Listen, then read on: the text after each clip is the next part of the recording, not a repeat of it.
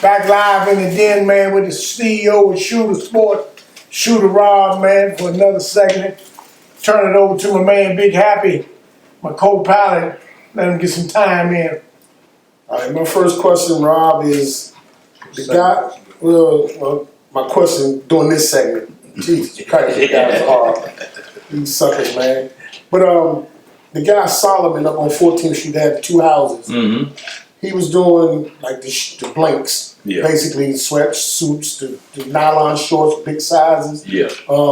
Did you ever shop with him, or if not, what's blanks? Let the people know what the blanks meaning without the embroidery or the stitching on it. Okay. So the blanks would be considered what they call cut and sew.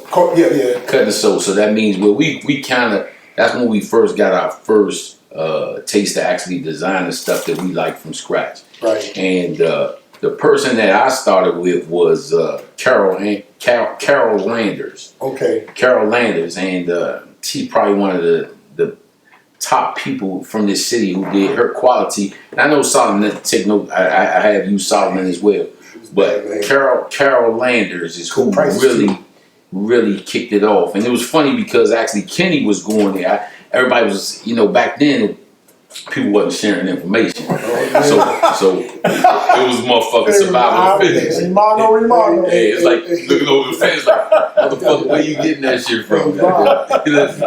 funny thing about you saying Kenny. Yeah. My first time seeing Kenny was at Jules. What Kenny you talking about? Jules. What Kenny you talking about? Kenny Westray, right? Westray, yeah. He was at Jules. Is that the name of the t-shirt show? Oh, Jules. Yeah. He was out there getting some button-ups. Yeah. Put the We Are One on it. And I seen him out there, and we had talked, but then I had asked him about Solomon too. He told me, about Solomon. So Solomon was dynamite, man. I think he was a spinoff that, man, good African brother who actually did quite a bit here, and helped out that he kind of helped feed that whole cut and sew urban community. But you ask Kenny, Carol Landers, man, the best in the business. I'm talking about that gave us separation. Okay. I think even before Kenny, I want to say even Abstract, Darwin from Abstract. Okay. So finding that quality blank where you can actually get something cut and sewn the way we like it, right? Versus decorating the blank. Right. This was our first opportunity, but she had I have to salute her, man, and I'm pretty sure everybody else will. It was hard to just get in the rotation with her, man. Wow. I mean, it was like Kenny had her lock, between Kenny and Darwin had a lock, so I'm taking scraps. She's like, I got a few extras. I'm like, well, fuck it, I'm like, I'll take it. Yeah, don't worry with it. And I was patient until I got mine, and that's really because of the quality. Once again, with that helped me out. That set us aside because you can put your shit. When we started out, where everybody was on Fruit of Balloons and shit was falling apart, man. Yeah. And if you could find a good blank, you was special. Right. But like you said, Solomon was another one who could actually produce what I want. I want a red sleeve. I want this. I want that, and he would actually make you what you want. So the salute to Solomon too. Did a lot of business. Cut Rob short. I just want y'all to listen and make sure you are listening to this shit. Cause see, y'all thought this shit was just, you go in Shooters or Madden's or We Are One or All Days or Hobo, and y'all just buying shit. This the shit. This the behind the scenes shit that y'all don't even know nothing about. This makes you appreciate this urban wear shit a lot more. Go ahead, Rob. And also another thing that a lot of the guys from the area was going out Vegas to those clothing trade shows. Magic show. The magic show. Yes, sir. Yep. Another big thing. Is that where did you fuck something out there that we get something like 3,500 from? I went out there for you fuck nothing out there? No, I went out there for the AVN. Oh, okay. Yeah, the porno convention. Oh, you went out there? Yes, sir. That's where you got your numbers up? Yeah, I got my numbers up out there. Okay. I just my man Sean Mike's on them guys. Had them after parties. 35 double over here. Good orgies at the end of the night. Sometimes we go off the cuff. Yeah, that's my man said he fucked 4,000. Yeah, I was around. So we just trying to figure out where in his lifetime. So now he says Vegas. He was out in Vegas. Have no clothing line. He play no ball. Didn't even. Yeah, he took pictures. Yeah, that's $5 pictures. Showed up. Yeah, that's how he made his living. Showed up. All right. Showed up and showed out. Get Back to the magic. Back to the magic. The magic convention. So out there you can get different forms of clothing. You get jeans, shorts, nylons, cloth, cotton, polyester, whatever. But it was good value, good clothing. And you buy and then they would ship it to you. Then you do your thing on it, right? Yeah. Okay. Did you develop a lot of good relationships out there? Decent relationships, a little bit. It gave you the inspiration to me. But what I got out of the magic was you realized it was bigger than just the urban, what you doing here, right? So what I seen was that I could see other brands on a different level, right? So because sometimes we narrow-minded, we from our neighborhoods, we don't want to leave our neighborhoods, we don't want to do much. We comfortable where we are. You start getting some money, you cool. But when you magic, what it did more for me was it opened up my mind to know that we could function on a different level. It's beyond just this. You know, your goal be like, oh damn, I seen FUBU in a booth selling. Right. You know, one of the first. You know, we look at FUBU, we like, damn, I ain't winning FUBU, but motherfucker, FUBU did $300 million, which made every motherfucking cracker look over there like, what the fuck are these this hip hop, this urban year is really a lane that's getting some money. So what it did more for me personally out Vegas was it just opened up my mind to be able to see more business on a different level. So when you went to Vegas, Rob, were they inquiring about the DC urban? Were they hip to it, or you were just out there just trying to, you know? Because we had a style our own, people always would kind of gravitate to it because it's something different. Okay. So it was funny. We didn't have social media back then, Right. And so when we would it's funny when we used to travel, people could see certain things, and you'll say, "Man, you from DC?" Right. You know, New Balance. Yep, New Balance. But even our urban gear, he was known. You say, "Oh man, y'all motherfuckers from DC," right? And it was because, you know, our presence, us moving around, and that's what we did. But we didn't have that advertisement. We didn't have that social media piece that they have. That's so easy right now to be able to, you know, really market your brand. So, Cause I thought our brand, like that Rockaway shit and all that. I mean, they had the rappers and all that behind it, but I just thought our shit was just as better, or it's not better. But like you say, it depends on who you got behind it. that's right. And how you market it. Yep. Cause I think, and I don't know, I'm on the outside looking in. Right. They probably felt that heat from the urban way. Cause like you said, niggas was going to fights. Yeah. And it was here in Atlanta. Yep. At the shows with Sledge. Yeah. With everything on and all of that. So I think, how did that, you know, was that DC urban way out there? Because they knew when they saw the New Balance. Yeah. They knew DC. Yeah, definitely. You know what I'm saying? Definitely. We had our own style, so it definitely was something that I believe that we made our presence known when we traveled. When you go out of the city, people knew and could tell by our own swag where you were from. So I think that definitely was it. I think that, guess what? It was a lot of talent here, as you just said. Right. It was the engine that could actually push them forward, right? You think about Rockaway and the rappers, and then them being powered by these big music companies. We don't put a whole lot of marketing in our stuff. Right. So, you know, one of the beauties of what we've been able to do for 25 years, and even with the government, it was grassroots marketing. Right. It's people hearing about it and then having to come see it. It ain't like, oh yeah, I'm gonna spend, I got a marketing budget, then I'm gonna spend this much money. Everybody would hear and talk about the games, right? From here to y'all playing Baltimore, to y'all playing New York. And guess what? After a while, the East Coast starts gravitating to it, right? So that's the same thing with us. They start seeing pieces and looking and saying, when we was moving on the Nike shit, when I got with Nike, when we went, everybody that went with us, nigga, y'all got to wear this Don't wear your own shit. We had urban gear. You got to wear that shoes, Yeah. whatever urban wear you want to wear. Yeah. You got to wear some urban wear Yeah. when you out of town. Yeah. To let them know that you from out of town. And then the thing that really got me, Shooter, and I didn't own the company. Mm-hmm. I thought the NBA guys that played here did the urban wear some injustice. Mm-hmm. And I don't give a fuck if they get mad about it.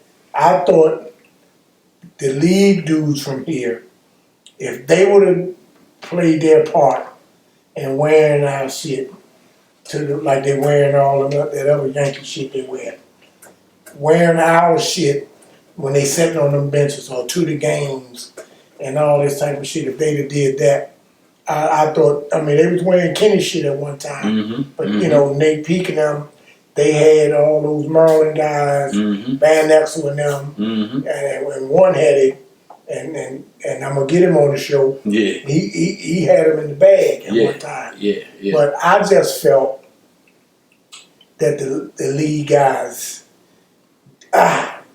didn't do their part, you know, when it came, because, you know, and Bone all day used to be like, man, can you see if so-and-so with, was giving them the shit to wear. He had to pay for it. Yeah. Just put us on display. Yeah. Because if you put us on display, then they gonna wear. I mean, Jay-Z a rapper and all that, but do your home shit. Yeah. And that one thing that used to burnt me up about the DC Hoopers that made it to the league. They never took our shit to the league with them. You follow what I'm saying? I understand. How definitely you feel understand. about that? Well, for me, I understand. I mean, I feel like, to be honest with you, you got a right to wear what you want to wear. And that's true. And I respect that. Could they have helped out? Yes, I think they definitely could have made a conscious effort to pull people up and pull the city up, understanding that, you know, their influence. Sometimes I think that they, you know, I can't even speak for them because I don't know what goes through their mind. But everybody doesn't have that vision for, you know, the power that they hold in those positions. So sometimes I think they maybe, you know, they look at it, but then they not really. It's just not that. It's not that serious. It's funny. It's heartbreaking sometimes to see people, you know, you sponsor all the way to a certain point, and then to go left, go to all the way right, go to some other shit. Then, but you know, once again, I also realize that as a human being, you can do what you want to do. You don't owe me shit. I'm gonna get mine no matter what. And I mean, God. Matter of fact, let me take that back. I've been blessed that God gonna give me what He got for me. Ain't nobody gonna, you know, take away. So I look at it and I say, man, you know, could they done more? Hell yeah. Would it help out? Hell yeah. You know, if you can help out, help out. If it don't hurt you, if it ain't gonna cause you no material injury to be able to put on certain things, man, then you know, I would always say, you know, give back and help out. So I'm playing devil's advocate. Speak up, man. How much of that, them not wearing it, was the urban design's fault? Like, if you don't market to them, why should they wear it? I'm gonna beg to differ, and I'm gonna tell you why. Because, see, Rob access to him was, and all the other league guys access to him was, that shit from down. I'm speaking on them gates, and I know for a fact, Shooter, all days. One already had his bag of guys. He didn't need no help. Even when I had developed relationships with guys from the league, from the Goodman, but they wasn't from here. So when the Gills and the Karan Butlers and those guys didn't wear the shit, I got it. I got that part. They weren't from here. They weren't obligated. I'm speaking on the guys from here. It was brought to them. They could have got it, bundles of it. So it wasn't no excuse for them. But I think the ones It was marketed. To answer your question, it was marketed to them. But the ones that wanted to did wear it. No. Not necessarily. Like Mike Beasley, he wore that shit all the time. He just wasn't in a position to blow it up. There's some people who've worn it. Like we had some, like we were touching Allen Iverson before social media. You know, we touched some people, but it's all on that individual and what they want to do. I think, you know, unfortunately, there's a piece of, especially with the athletes, that they get groomed, right? So from my understanding, I don't know 100%, but I've talked to them, you know, they are groomed not to go back and help their community, right? They put them on notice to be nervous about your friends and family. That's why they move so different, right? They got a whole orientation from my understanding. When they're rookie, they give them a rookie orientation to all the rookies to come in to run. And you know what I'm saying? About everything, including what you're talking about. Yeah. So it takes a strong individual to bypass that and realize that, guess what? You know, these may be some of the same people that can help me out and make my next. You know, because guess what? You ain't gonna play basketball forever. You ain't gonna play football forever. You know, it's about businesses. It's about investing, right? And being directed to invest in your community and the people around you. They may be investing in a ton of other shit, but to put something back in that community, you know. But once again, I still respect. It's your dollar. Spend it the way you want. It's your dollar. Spend it. But I used to, and then we ain't gonna talk about this too much longer. Yep. I've seen DC jokers on the bench wearing garbage.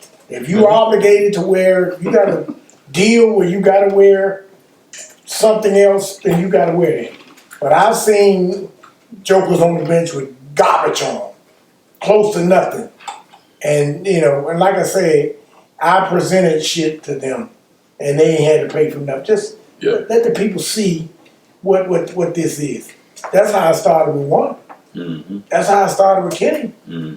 You know, he had a strong, you know, but if y'all need me, let me just say this. Look, if y'all need me, y'all motherfuckers in a position to help.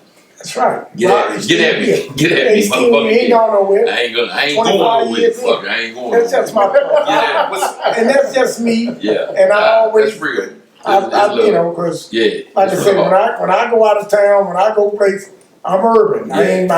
You ain't gonna see me out of town with no motherfucking Gucci t-shirt on. If it was $3, urban, I'm repping my city, and I'm known for doing that. Come on, man. Respect. But speaking of marketing, he did. I think he made a genius move. You pretty much, I guess, I don't know if sponsor is the right word, but you got affiliated with the lead man from the city's. Right now, the city's hottest man. I know I'm hating for saying that, but the city's hottest man vibe. You and Dirk, how did that come about? Dirk is one of my Mason brothers. He's my sponsor. Now I love the music. You know what I'm saying? So always I was like, you know, it just happened organically, man. Where you know it was a thing where you can say, you know, damn, I want to touch some of these same guys, and him being able to do the same thing for me. Like I'm gonna put this on and represent my brother. So. That's my Masonic brother, man. Much love. He has definitely, you know, in that whole go-go community, helped out and been influencing, and I appreciate him for that, definitely. And I think more go-go bands, speaking of that, need to do that, because the urban wear folks, you know, they support the bands. No question. Shooter and them support. I mean, we go to everybody's parties. Mm-hmm. I think, you know, us here in the city just gotta support each other more. You know, you can't pull me and say, hey, wear this for me. And I've had that done. Where other up when you're trying to pull somebody up by their bootstraps, and Sledge will say, hey Miles, man, opening day, this is my brand. Can you wear this for me? And they bringing me shit now. And I keep it 1,000 with them. I'm not gonna wear it opening day. Opening day I wear all days. You know, opening day I wear shooters or madness. I wear the guys that's invested in me, and we've invested in each other. So I'm not gonna wear Big Happy Productions on opening day. It just ain't gonna happen. And we got 50 plus years. I love them to death. But that ain't gonna happen, because I'm on that loyal tip. Appreciate that. And I rotate That's real. who I wear on big shows. Yeah. I remember Eddie Madness tell you a story about when Madness was what's the word I'm looking for? They was on my heels to where there's close line. Eddie Madness was that they wanted. Ed wanted me. He approached me. Yeah, we reached out. And he said, "Hey man, can you wear And he said, "Man, I know you in bed with Kurt Bone." Yeah. This one I was just wearing all days, but I was only wearing all days because that's all who was coming to me. Right. You know, me and Bone had related all days. So after all days, then Westray. I developed a relationship with West after they did the game up Dunbar. The all days. Right. We are one game. Yeah. Right? I used to tell Bone like, man, I know they be asking you that you know how Bone talk, man. Man, you ain't got I said, no, I'm supporting, so Eddie Madness said, man, can you wear Eddie Madness? Yeah, I can wear it. Yeah, bring it. I ain't got no problem with that. Yeah. Westray, same thing. Shooter, they all thought I was married to Bone. Yeah. Because that's all I was wearing, but that's because that's all that's all that was the guy he was coming to me with. And so my thing was, I want to support all of them. I used to tell Rob, come and set up a table in the gates. Because Kurt Bone come and set up. He had the truck. He didn't even set up a table. He set up In the back of the truck. that's green Suburban. Yeah. It's sold out. Eddie Madness, come on down. So what owe man? You don't owe me nothing. Come down, bring your shit down. Eddie Madness, sold out. Shooter Rob couldn't get nobody that he could trust. He'll give you 100. He'll give you 100. Yeah. That was it, and I get that. Because I've trusted niggas in my circle and got clobbered. So that's rough. But I used to always tell Shooter, man, bring your shit down. And then, man, snap right, man, you don't owe me nothing. Come down, bring your shit down. Before you know it, and I promise you, when we first started in '96 and when these stores opened, and we got to cranking in the '99s going into the 2000s, nobody was wearing urban wear down Bury Farm. Nobody. So we as urban designers, from a marketing standpoint, you know how to strategically target the people who are in front and can have influence on your brand. And even if you don't, you'll see somebody else doing it and see the success. And once that happens, everybody's when that hurt like I said, they was coming at me from all angles. Yeah. Cause they knew I was the model. No question. I'm going, once I got in bed with Shooter and saw how solid Shooter was, solid. Hobo chick, I love him to death. And same thing with all the urban guys. They was, and I developed a relationship with these guys. And when I do my nonprofit shit, I can call Shooter and say, hey, Shooter, I need XYZ for this project. Eddie Madness, I need some madness shit for this. Kurt Bone, I need this for that. Can you support that? Never no problem. Kenny Westray, I need 200 t-shirts. Tell me what it costs. I just paid them for costs. So you build these relationships up.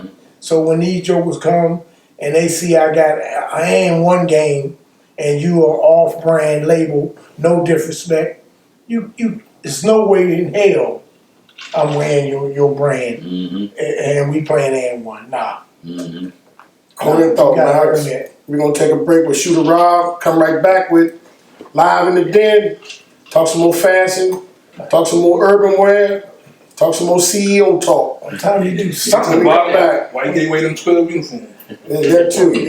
No, Larry stole the whole box. And Larry stole the whole box. I knew he was in bed with Madness. I'm scared. Yes, sir.